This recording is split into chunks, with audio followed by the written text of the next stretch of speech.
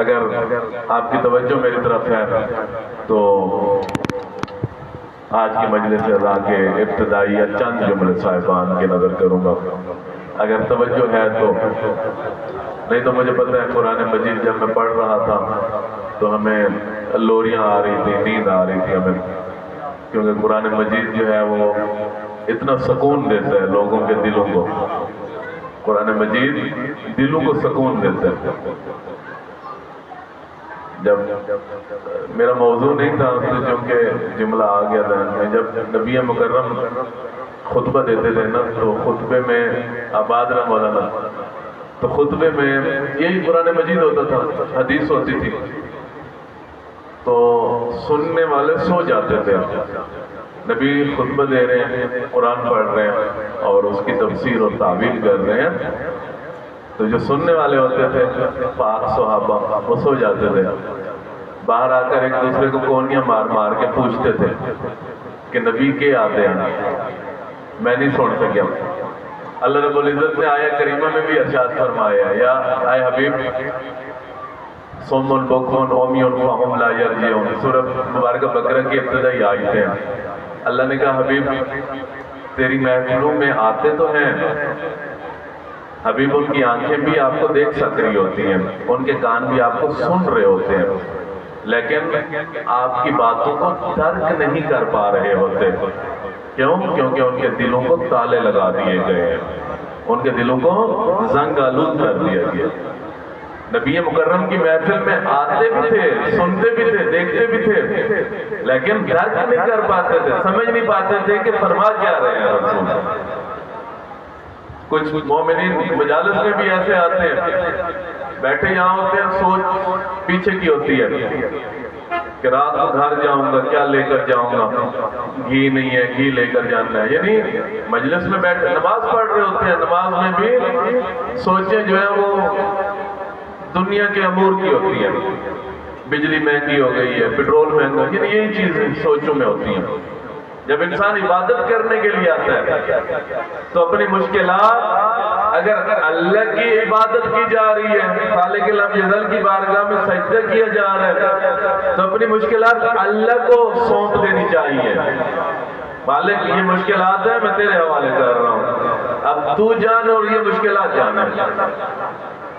اور جب مجلس امام حسین میں آتے ہیں تو اپنی مشکلات مولا آقا امام حسین کو سپرد کر دیا کرو، کہا کرو مولا یہ مشکلات ہیں، اس کے باوجود بھی تیری مجلس میں آیا ہوں، یہ مشکلات جانے اور آپ جانے۔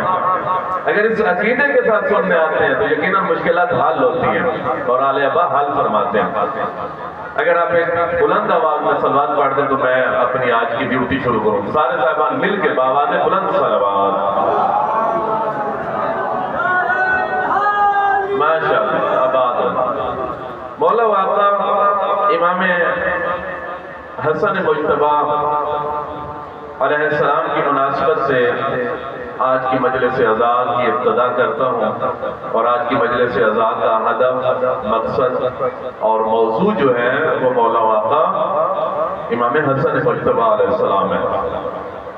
اور کوشش علماء خطبہ ذاکرین کی یہی ہونی چاہیے کہ جس ہستی کے ساتھ منسوب ذکر پڑھا جا رہا ہے یا کروایا جا رہا ہے، یعنی جس ہستی کے ساتھ نسبت دے کر یہ ذکر کروایا جا رہا ہے تو اس ہستی کی سیرت بتلائی جائے مومنین کو آ کر۔ توجہ فرما رہے ہیں صاحبان، یعنی اگر مولا حسن کی نسبت سے آج مجلس ہے، انہی کی شہادت کی نسبت سے ہے نا مجلس آج کی، تو انہی کی سیرت کے متعلق لوگوں کو آگاہ کیا جانا چاہیے۔ مولا امام حسن مجتبی جب 3 ہجری 15 ماہ مبارک رمضان کو اس دنیا میں آئے، بہت زیادہ محبت کرتے تھے رسول اللہ اپنے دونوں نواسوں سے۔ مولا حسن سے رسول اللہ کی محبت زیادہ تھی بنسبت مولا آقا امام مظلوم کربلا کے۔ توجہ فرما رہے ہیں، مولا حسن سے نسبت مولا امام حسین کی نسبت محبت زیادہ تھی۔ وجہ آگے چل کے بتاؤں گا کہ کیوں زیادہ تھی۔ 2-3 چیزیں یہاں سے آپ سن لیجئے۔ جب شہزادہ اس دنیا میں آئے تو رسول اللہ کو اطلاع ملی کہ علی و بطول کے گھر میں مولا واقع امام حسن مجتبی آفتاب امامت بن کر ان کی آمد ہوئی ہے. تو مولا سرکار ختمی مرتبہ گئے اپنی پیاری بیٹی کے گھر میں تشریف لے کر، جا کے شہزادہ مولا واقع امام حسن مجتبی کو اپنے ہاتھوں پہ اٹھایا، ہاتھوں پہ اٹھا کے اپنے دونوں رخساروں کو شہزادے کے رخساروں سے مس کرایا. یعنی کبھی ایک رخسار شہزادے کے رخسار کے ساتھ لگاتے ہیں تو کبھی دوسرا رخسار شہزادے کے رخسار کے ساتھ. بارہا احادیث میں فرامین میں رسول اللہ نے فرمایا کہ حسن میری آنکھوں کا نور ہے، حسن میری آنکھوں کا ٹھنڈک ہے، حسن میرے دل کے بہت زیادہ قریب ہے، حسن کا جسم مجھ محمد کا جسم ہے. یہ حدیث برادران اہل سنت کی کتابوں میں بھی لکھی گئی ہے، برادران اہل تشیع کی کتابوں میں بھی کافی ایک طولانی سلسلہ ہے حدیث کا. اتنی محبت کرتے تھے. برادر تشریف فرما چکے ہیں، میں زیادہ مزاحم نہیں ہوں گا، بس چند سیرت مولا واقع امام حسن مجتبی. جس طرح جتنی خاموشی اور توجہ کے ساتھ آپ سن رہے ہیں اتنی خاموشی اور توجہ کے ساتھ سنتے رہیے. جلدی جلدی سیرت مولا واقع امام نواسہ رسول کی آپ صاحبان کی خدمت میں پیش کروں گا. 3.5 یا 4 سال سے تھا نواسہ رسول کا. مسجد میں بیٹھ کر رسول اللہ خطبہ ارشاد فرما رہے ہیں. اب خطبے میں کیا ہوتا ہے؟ خطبے میں حدیث ہوتی ہے، قرآن ہوتا ہے، خطبے میں تفسیر ہوتی ہے، آیت کا آیہ ہوتی ہے، اس آیت کے ضمن میں تعبیر و تفسیر بیان کی جا رہی ہوتی ہے. اصحاب بیٹھ کر خطبہ سن رہے ہیں نبی مکرم کا. نبی مکرم نے دہلیز مسجد پہ جو نگاہ کی تو دیکھا مولا واقع امام حسن مجتبی دہلیز کو عبور کر کے صحابیوں کی صفوں کو چیرتے ہوئے رسول اللہ کے قریب جانا چاہتے ہیں. صحابی بیٹھے صفیں بنا کر شہزادہ حسن صفوں کو چیرتے ہوئے رسول اللہ کے منبر کے قریب جانا چاہتے ہیں. تو جناب ختمی مرتبہ نے دیکھا، دیکھتے ہی دیکھتے کوئی چیز پیروں میں اڑی شہزادہ حسن کے، اور جو چل رہے تھے آپ کو پتہ ہے بچے کیسے چلتے ہیں، جلدی میں چلتے ہیں کہ جلدی پہنچوں میں اپنی منزل پہ. تو شہزادہ حسن کے پیروں میں جب کوئی چیز پھنسی تو زمین پہ گرے شہزادہ حسن. اب روایات کہتی ہیں نبی مکرم نے دیکھا، نبی مکرم نے خطبہ اپنا روک دیا، قرآن مجید کی تلاوت روک دی، حدیث روک دی، تعبیر و تفسیر روک دی. جب شہزادہ حسن کو گرتے دیکھا جلدی سے منبر سے اٹھے. اس سے پہلے کہ کوئی اور حسن کو اٹھاتا نبی مکرم نے اپنے ہاتھوں سے حسن کو اٹھایا. اب سمجھے مولا واقع امام حسن کی شان کیا ہے کہ جس کے گرنے پہ رسول خدا تلاوت کرنے والے قرآن کو روکتے اسے حسن کہتے ہیں. تلاوت کی جا رہا تھا نا، قرآن مجید پڑھا جا رہا تھا، نبی مکرم اپنا خطبہ روکتے جلدی سے گئے، جا کے اپنے نواسے کو اٹھایا، اٹھا کے اپنی ابا کے دامن سے پیشانی صاف کی، رخسار صاف کیے، پیشانی پہ بوسہ دیا. بوسہ دے کے فرماتے ہیں اصحاب سے، اور میرے صحابیوں دیکھ لو، جس نے حسن کو تکلیف دی اس نے مجھ محمد کو تکلیف دی، جس نے حسن کو اذیت دی اس نے مجھ محمد کو اذیت دی، جس نے حسن کو رلایا اس نے مجھ محمد کو رلایا. حسن میری آنکھوں کا نور ہے. مصائب کے جملے نہیں ہیں لیکن سن لیجئے گا، جس نے حسن کے جنازے میں تیر مارے ایسے ہی ہے جیسے اس نے محمد کے آنکھوں میں تیر مارے، کیونکہ میری آنکھوں کا نور حسن ہے. اگر میری آنکھوں کے نور کو تیر لگائے جا رہے ہو ایسے ہی ہے جیسے رسول اللہ کی آنکھوں میں تیر مارے جا رہے ہیں. مسلمانوں نے کیسا حجر رسالت دیا. کبھی حسین مولا کے گلے پہ خنجر چلاتے ہیں اور یہ وہ گلا تھا جس گلے پہ رسول اللہ بوسے دیا کرتے تھے. علماء پڑھا کرتے ہیں کہتے ہیں حسین کے گلے پہ خنجر نہیں مارے جا رہے تھے، رسول اللہ کے بوسوں پہ گلے پر تیر مارے جا رہے تھے. ادھر حسن مولا کے جنازے میں تیر نہیں تھے، رسول اللہ کی آنکھوں میں تیر مارے جا رہے تھے. اٹھایا، پیار کیا حسن مولا سے. सखावत के लिहाज से मौला आका इमाम हसन मुज्तबा दो शबात हैं। एक शबात मौला हसन की बीबी खदीजतुल कुबरा के साथ, एक शबात रसूलुल्लाह के साथ मौला हसन की। हैबत जलाल की जो शबाहत है वो रसूलुल्लाह के शबी थे मौला हसन, यानी जो जलाल रसूलुल्लाह के चेहरे पे था वही हसन मौला के चेहरे पे जलाल था। समझ रहे हैं जुमले? और जो शबा इसी तरह इनफाक जिस तरह से बीबी खदीजतुल कुबरा किया करती थी, इनफाक में बीबी खदीजतुल कुबरा के शबी थे हसन, जलाल में सरकार खतमी मर्तबत के शबी थे हसन। इनफाक यानी खर्च करना दीन के लिए, यानी माल और दौलत लुटाना दीन के लिए, जिस तरह बीबी खदीजतुल कुबरा लुटाया करती थी उसी तरह मौला आका इमाम हसन मुज्तबा लुटाया करते थे। जब रसूलुल्लाह को परेशान देखती थी ना बीबी खदीजतुल कुबरा, आज तो नहीं जिक्र किया जाता, तमाम उम्महातुल मोमिनीन का अगर जिक्र किया जाता तो सबसे पहले बीबी खदीजतुल कुबरा का जिक्र किया जाना चाहिए था, क्योंकि अभी दीन के पर नहीं निकले थे, अभी मस्जिदें आबाद नहीं हुई थी, अभी मस्जिदों से अल्लाह अकबर की अजानें नहीं आ रही थी। बीबी खदीजतुल कुबरा उन दिनों जाकर रसूलुल्लाह के साथ रसूलुल्लाह की मदद किया करती थी दीन को फैलाने के लिए, अभी दीन के पार नहीं निकले थे। जब देखती थी रसूलुल्लाह परेशान, चल के जाती थी, मेरे सरताज मोहम्मद परेशान क्यों हुए? नबी मुकर्रम कहते थे खदीजा मैं इनको यकता परस्ती की दावत देता हूँ, दीन की दावत देता हूँ, लेकिन ये आते नहीं है, मेरी बात ही नहीं मानते। तो बीबी कहती है अच्छा नहीं मानते, ऐसा कीजिए कल मक्के और मदीने के बड़े बड़े ताजरों को मेरी तरफ से दावतनामा लिखिए और दावत पे बुलाइए। कौन कहती थी? खदीजतुल कुबरा कहा करती थी, कहती थी दावत में बुलाइए। जब बड़े बड़े ताजिर मदीने के और मक्के के आके दावत पे बैठते थे, बड़े बड़े ताजिर होते थे, सिरवतमंद मालदार होते थे, सोने और चांदी की बर्तनों में बीबी खदीजतुल कुबरा उन्हें खाना पेश करती थी, इतनी मालदार थी, सोने और चांदी के बर्तनों में। जब वो मालदार खाना खा लेते थे तो जाने लगते थे पीछे से।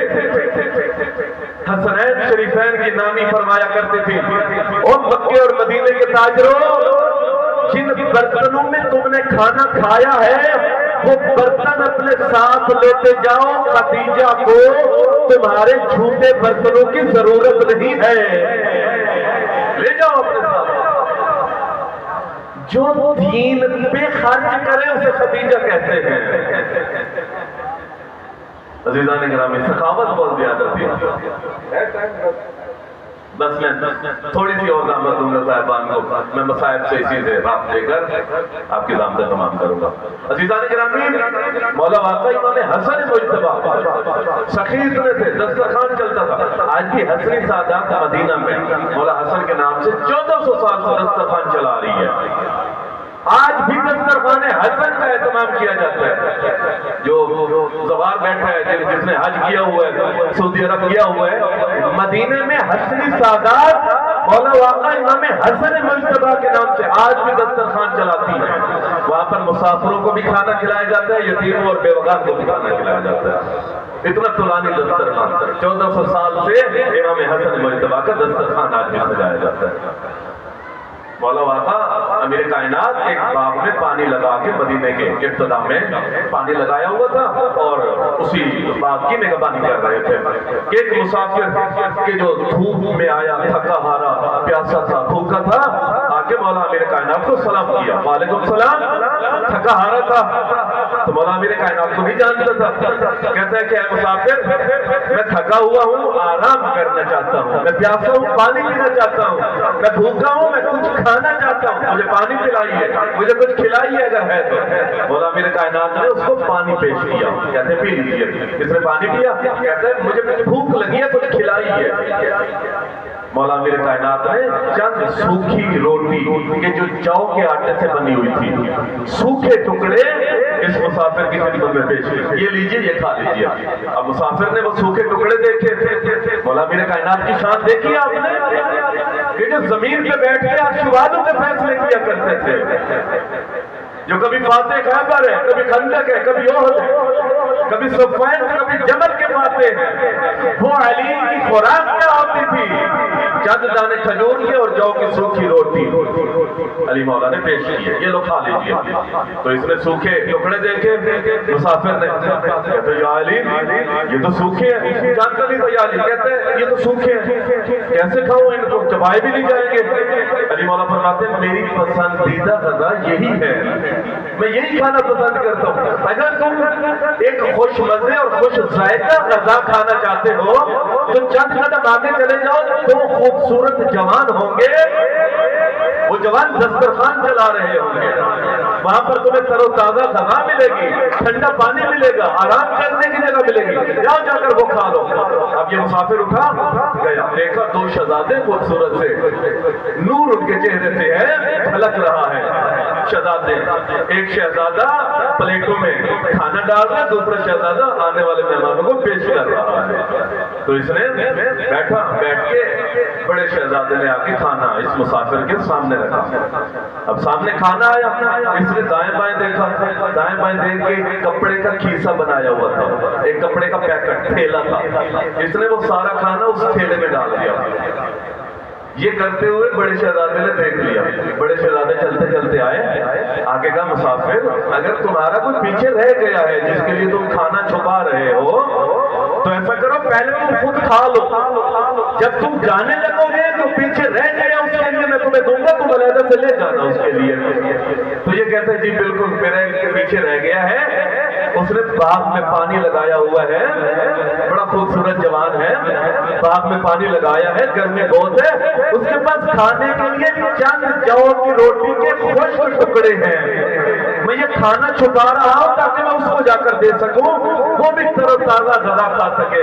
یہ بات سننی تھی، بڑا شہزادہ ہنسنے لگا، مسکرا کے کہتے ہیں جس کو پیچھے دیکھ کر آ رہے ہو وہ میرے بابا علی حیدر کرار ہیں، ان کو ان غذاؤں سے رغبت نہیں ہے، اگر یہ غذا اس کو جا کر دو گے دینے کے باوجود بھی وہ یہ غذا کھانا پسند نہیں فرمائیں گے۔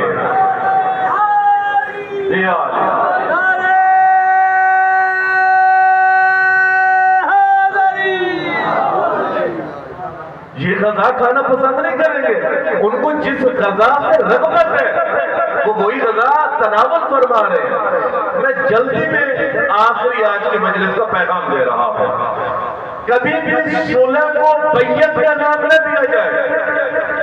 اگر امام تلوار نیام میں رکھ کے صلح کر لے تو دین اور سنت کی حفاظت کے لیے ایسا کرتے ہیں، اگر امام نیام سے تلوار نکال کے کربلا کے میدان میں آ جائیں تب بھی دین اور سنت کی حفاظت کے لیے آتے ہیں۔ لوگ کہتے ہیں جی معاذ اللہ سمہ معاذ اللہ، جی بیعت کر لی تھی حسن نے، وہ بیعت وہ صلح نامہ جو تھا نا، صلح نامہ وہ 15 نکات پہ مشتمل تھا، اور ان 15 نکات میں سے سب سے مہم ترین نکتہ جب صلح نامہ کا وہ قرارداد لکھی جا رہی تھی، شرط و شرائط لکھی جا رہی تھی، مولا والا امام حسن مجتبی نے فرمایا میں صلح اس لیے کر رہا ہوں، وہ وجوہات بتلائیں اور وجہ بیان فرمائی، فرماتے ہیں ان شرائط میں صلح ہوگی کہ صلح کے بعد قرآن اور سنت پہ عمل کیا جائے گا۔ اس کا مطلب کیا ہے؟ اس کا مطلب یہ قرآن و سنت پہ عمل نہیں کیا جا رہا تھا۔ اگر قرآن و سنت پہ عمل کیا جا رہا ہوتا تو کبھی بھی صلح نامے پہ حسن نہ لکھتے کہ قرآن و سنت پہ عمل ہوگا۔ حسن مولا نے فرمایا جو میرے بابا علی کو سب و شتم کیا جاتا ہے، جو گالیاں دی جاتی ہیں، جو محراب مسجد میں مفتیوں کو پیسہ دے کر پھپوایا جاتا ہے میرے بابا علی کے خلاف، گالیاں دلوائی جاتی ہیں، ان کو روکا جائے گا، شیعوں کو جو قید کیا گیا ہے ان کو آزاد کیا جائے گا۔ عزیزان گرامی آخری جملے مولا امام حسن مجتبی کی صلح کے شیعوں کو یاد فرماتے تھے اور شیعوں کے لیے فکر مند رہتے تھے، کہتے تھے جو قید میں شیعہ ہیں ان کو آزاد کیا جائے گا۔ وقت آخر خاتون جنت بی بی بنت پیمبر ایک گٹھڑی بی بی بنت پیمبر اپنی ساجداتی بی بی عالیہ کی خدمت میں لے کر آتی ہیں، آ کے کہتی ہیں زینب یہ گٹھڑی اپنے پاس سنبھال کے رکھ لیجئے، بی بی عالیہ فرماتی ہیں اماں اس گٹھڑی میں کیا ہے؟ خاتون جنت بی بی فرماتی ہیں بیٹا اس میں 4 کفن ہیں، عرش سے جبرائیل 5 کفن لے کر آئے تھے،